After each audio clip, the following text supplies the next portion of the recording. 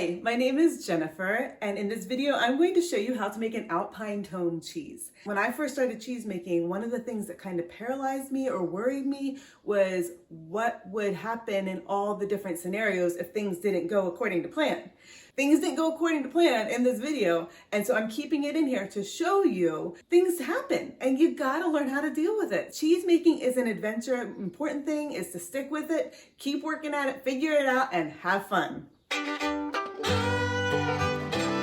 We have about 5 gallons of fresh milk in here. It's still warm. And I had a bucket of milk that was in the fridge from yesterday, I think. There's a good cream line on it. I'm just gonna keep it in there, all the cream.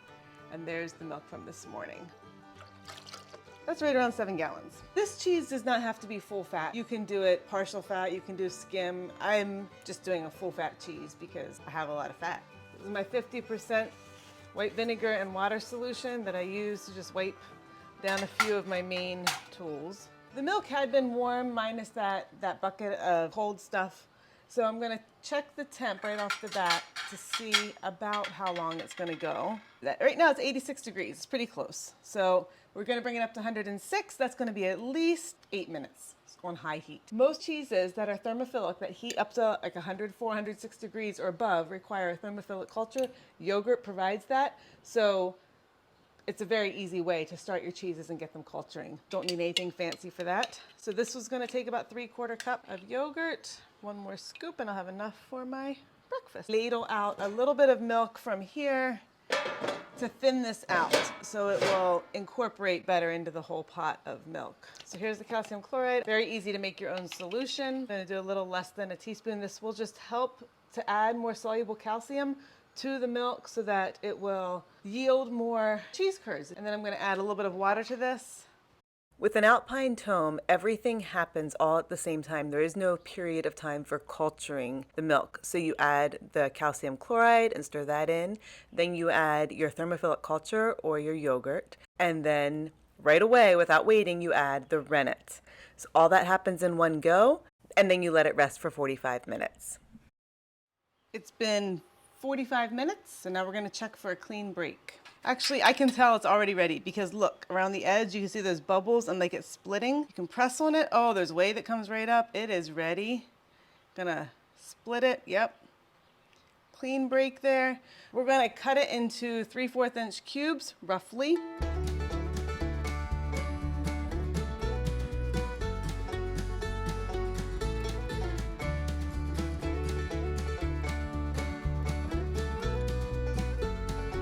I'll let this sit for 5 minutes to heal or firm up a little bit. It's been 5 minutes and I'm going to stir this for about 20 minutes, just gently stirring it, breaking up the large curds as I go.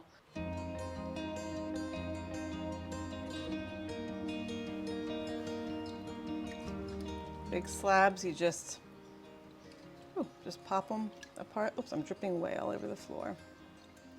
It has been 7 minutes. The biggest ones are pretty much worked in or broken up. I can already feel these bigger lumps are drying out on the outside, and on the inside they're really wet. So you really want to get these cut up earlier rather than later because otherwise they will lock in the whey, and you want them to all be drying and poaching, cooking, whatever you call this, at the same speed. That's why I'm trying to get these big ones broken up. But overall, this is supposed to be a larger cut of curd. It is not cut with a whisk like you do for the Parmesan and Asiago and Romano and all those where it's a much smaller, dry curd. This is a more moist, higher liquid cheese, which will make it softer. Now it's been 9 minutes. So I'm gonna switch to a spoon and just keep stirring this for another 10 minutes before I check the heat on this. I recently heard an interview with a woman who is a sex therapist who makes cheese. Her work is pretty traumatic and exhausting, and making cheese is her therapy. Stirring the cheese is how she copes with all that she hears and deals with. So if you have a stressful life, you may want to slow down a little bit for cheese. Yeah, see how it's kind of glumping together a little bit, but it's still fine. It wasn't cooking. I'll just break them up. There's some big ones. I'm going to use a knife because my hands are now clean. Just cut. Kind of break it up. All right, so that's been 20 minutes. Let's drop to 102.4. So I'm gonna turn this on low. We're gonna heat it up to 106. And I'm just gonna be stirring for a while. I'm going to go get a book and I'll hang out here. Currently reading Migrations by Charlotte McConaughey. Not sure how to pronounce that. It's up to 106 degrees now, so I turned the heat off, and now I'm going to just sit here and stir it for about 30 minutes and let these curds firm up. I was cutting them a little bit here and there, so there's still some big ones. Overall, I think they're pretty decent. It has been 30 minutes of just stirring this, and actually part of that time I would set it to spinning and set the timer for 3 minutes and go answer an email or clean something. They are fairly big. They're still a little bit, they're springy, but they're not dry. Some of the smaller ones are dry. Some of these are a little bit wet. Right now I'm gonna let this sit for 10 minutes to settle to the bottom.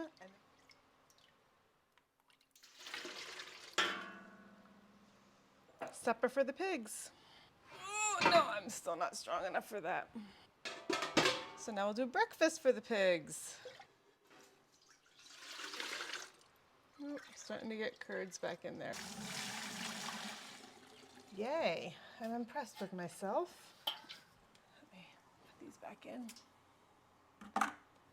I spritzed this area down with vinegar first to clean it, and I'm gonna put something underneath here to lift up the backside so it tilts in. This is just an easy way to scoop in and let it just go right down the drain, this last little bit of mess. Maybe I could lift it. Yeah, they got stuck together a little bit.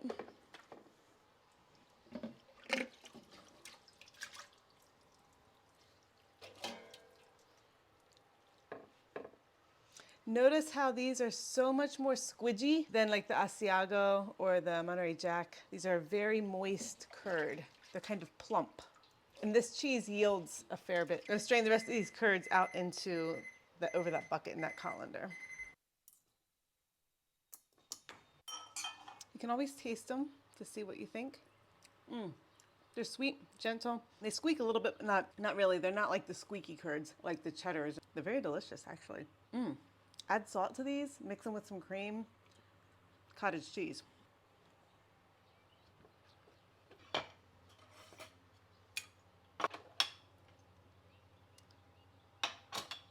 These get pressed at very light pressure for 30 minutes, an hour, however long I feel like I need it. I will keep coming back and checking and making sure it's going down, because this will, as the curds sink, this will not push down as hard. So I'll come back and just press on it a little bit. But just a light pressure, just want some nice clear whey to keep running off. Alrighty, it's been about 1 hour, and so I've kind of scooched it down as it was going, and now I'm gonna flip it. It's all soft and still warm. I love how this cheese is so big and soft, and it's just kind of voluptuous.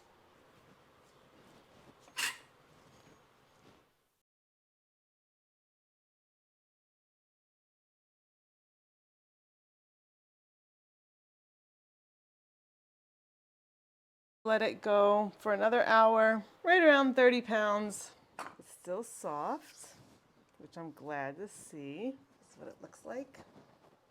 Like a giant cake. So pretty, right? And so yummy. At this point, I'm going to set it over on the table because it is pretty much done draining. I'll just put a little dish under it.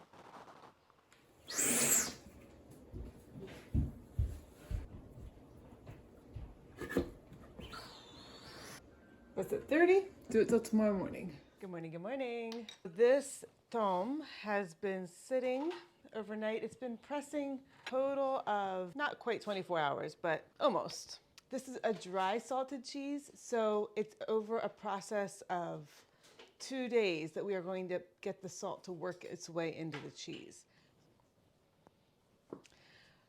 We are going to do a teaspoon of salt per gallon of milk.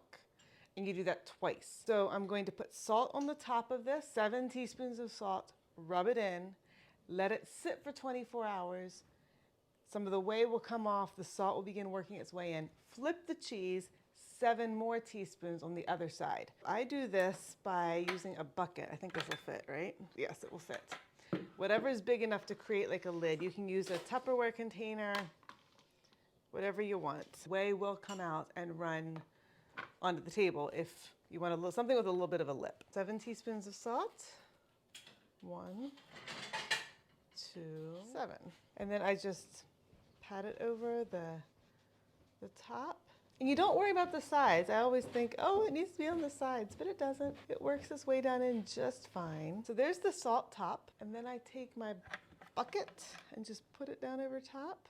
So right here it's a Gruyere. That one has been brining for 24 hours. Bump off the salt.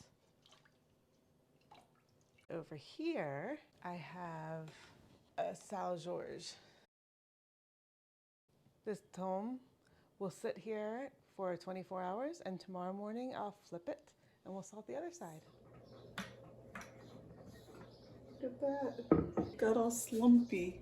It's slumpy, slumpy, slumpy. Isn't that cute? You can see where it met the side of the bucket. That hasn't happened before. That's the whey it's collected. So I just take this and kind of slide it down on the sides a little bit.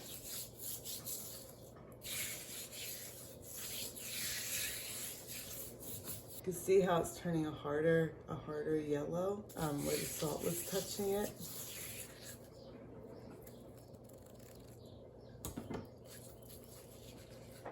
Seven teaspoons. And then rub it over. Oof. You know what? I'm not gonna do that. I'll let this go for another 24 hours.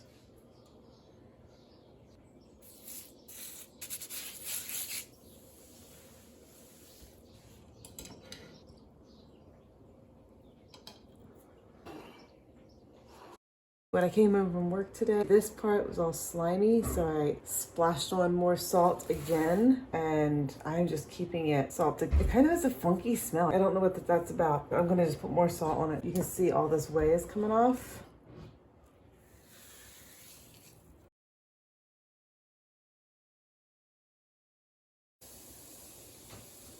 Here is the Alpine Tomme. I do not know what is up with it. If I was to do this again, I would not measure the salt. I would just pile it on top and all around the sides. See if there's any whey underneath. Oh, look at that. Whole bunch of whey is still coming out. So, what does this mean? Let's think about it. Let's flip this first and see what it's like on the other side. It feels a little firmer. Oh, like there's a squishy spot. I'm gonna rub more salt around this. My hunch is that the curds were either not cooked long enough. I think I pressed it long enough, and I think I pressed it well enough. So I think it was maybe a problem with the cooking process, but I'm not sure about that either because it felt very similar to how I've done it other times. Maybe this is absolutely fine. I don't know. For a little bit there, it was giving off a funky smell, like a slightly off smell. That is dissipating. I'm gonna just make things up here. I think that smell, that funky smell, was like the icky whey. Whey isn't icky, but it was getting icky because it was sitting in the cheese. That whey was coming out on its own and creating that funkiness. When you added the salt, that cleaned it up, like it freshened it. It's getting out the whey and it's drying it out and it's just becoming sweeter. Salt does sweeten cheese. Cheese will be bitter if it doesn't have enough salt in. I don't think it fixes the funky problem, but maybe it does. Anyway, a rind is developing on this. The sides are still soft. There is a squishy spot I'm gonna show you. That spot right there is squishy. So it's hard here and it's harder around here, but you touch right there and it goes in. So I'm gonna salt the side again and the top, and we're just gonna let it keep sitting here. This is like days, like a lot longer than it's supposed to be. But it's cheese, and cheese takes a long time. When I'm pushing in on the sides, at the top it feels harder, in the middle it feels a little bit, like it gives a little bit more. So I think there's just probably too much moisture caught inside.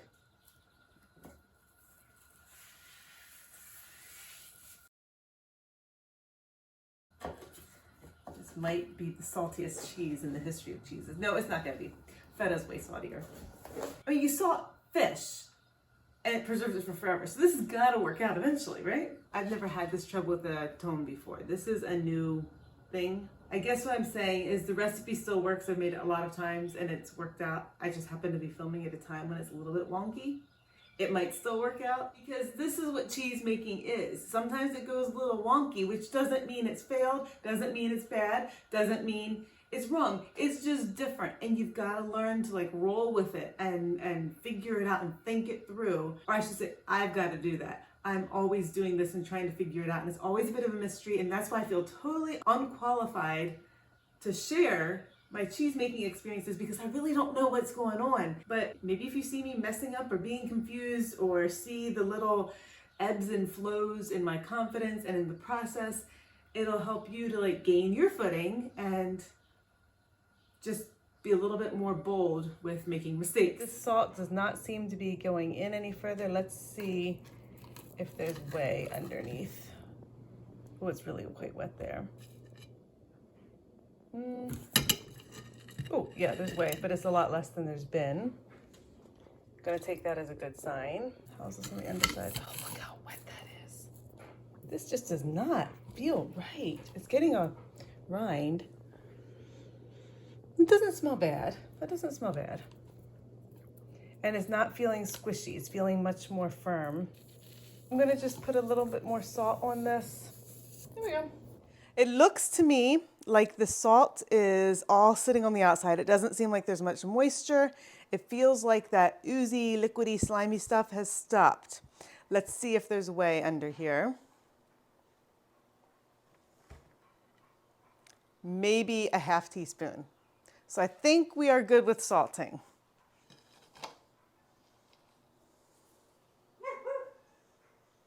It smells fine. We're good.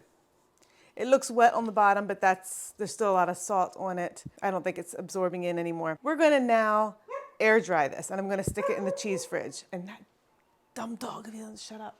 Coco, stop. So here's a fresh mat, clean plate. I'm gonna scrape off this salt. And this is feeling firm. It's actually feeling quite hard. We might have a nice cheese after all. I'm gonna flip this upside down from what it was before. This is gonna go in the cheese fridge and I will let it sit there for the next 2 days or so, and I'll flip it every night, every morning, night, morning, every 12 hours to just let it do its thing, and then we'll vac pack it. And here we are with this Tomme, this troublesome Tomme. And I think it is totally air dried. It is ready to go. It feels firm. It actually feels a lot like an Asiago or a Parm. It's really hard. I'm going to be very curious to see how this cheese ages. Like it's a rock. Do you hear that?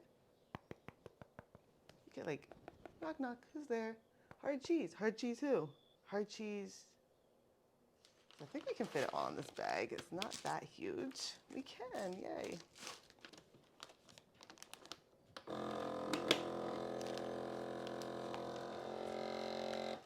Jesus.